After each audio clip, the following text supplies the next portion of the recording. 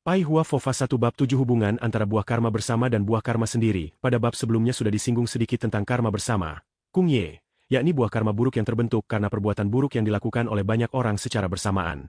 Contoh terbaiknya adalah efek rumah kaca yang masih berlangsung dan diperdebatkan oleh banyak pihak.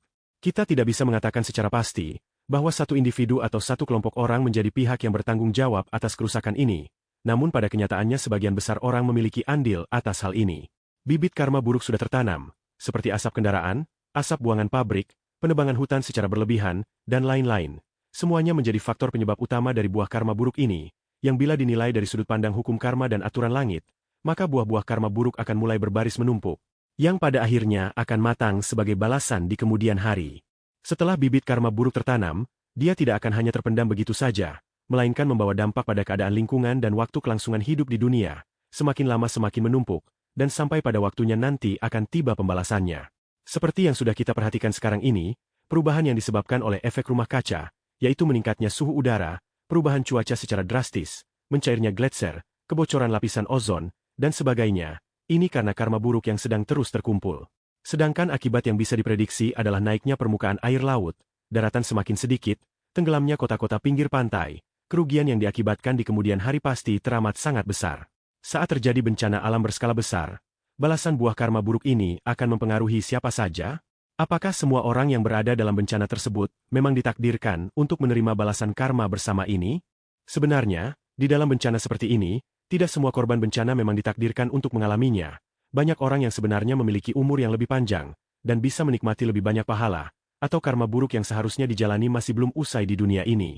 Akan tetapi, kesamaan yang mereka miliki adalah mereka memang ditakdirkan untuk mengalami Cie, halangan atau bencana ini. Cie, adalah buah karma buruk yang sudah matang, lebih padat dan lebih besar dari biasanya. Pada totem akan terlihat seperti kabut hitam yang pekat dan memiliki medan kekuatan dengan pengaruh yang lebih kuat. Sedangkan buah karma buruk dari karma bersama adalah kabut hitam yang ada di sekeliling kita. Bencana alam adalah keadaan di mana buah karma buruk akan matang dan muncul ke permukaan. Dia akan terlihat seperti kabut hitam dengan ukuran yang sangat besar dan lebih pekat, menyelubungi area tempat yang lebih luas. Jika orang ini memang memiliki halangan dalam takdirnya dan juga kabut hitam pekat di tubuhnya, dan kebetulan dia juga berada di daerah yang dilanda bencana tersebut, maka kemungkinan besar dia tidak akan bisa selamat dari malapetaka tersebut. Namun jika orang ini memiliki pahala atau jasa kebajikan yang cukup besar, maka walaupun dia memang ditakdirkan untuk mengalami halangan ini dan kebetulan berada di daerah bencana, tetap saja masih ada kemungkinan untuk selamat. Atau bisa saja, meskipun sudah membeli tiket pesawat, karena berbagai alasan membuat dia batal pergi ke daerah itu. Tentu saja, bencana yang luar biasa tragis seperti ini, siapa saja yang mengalaminya, dia sendiri juga tetap merasa sangat menderita akibat dari karma bersama ini. Pada saat bencana alam terjadi, ada juga sebagian orang yang sebenarnya waktu hidupnya di dunia ini belum habis.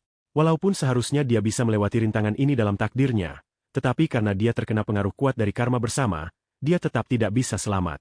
Dan sewaktu rohnya turun ke alam akhirat, dia juga tidak akan bisa diterima menurut hukum akhirat, dan pada akhirnya hanya bisa diberkelana di dunia manusia menjadi arwah gentayangan sampai masa hidup yang seharusnya dijalani selesai. Oleh karena itu di lokasi bencana alam atau medan perang ada banyak sekali arwah seperti ini. Ini adalah keadaan yang sangat menyedihkan, saat energi negatif, yin, yang dimiliki arwah seperti ini berada dalam lingkungan yang penuh dengan energi positif, yang, maka tempat yang bisa dituju sangat terbatas.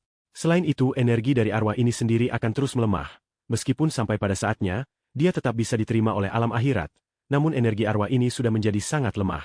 Atau dalam jangka waktu penantian ini, karena semakin banyaknya amarah dan kebencian yang menumpuk di dalam dirinya, malah mungkin menyebabkan arwah ini pergi ke alam yang lain. Oleh sebab itu, pihak keluarganya harus secepatnya mendoakan arwah tersebut agar bisa pergi atau terlahir ke alam yang lebih baik.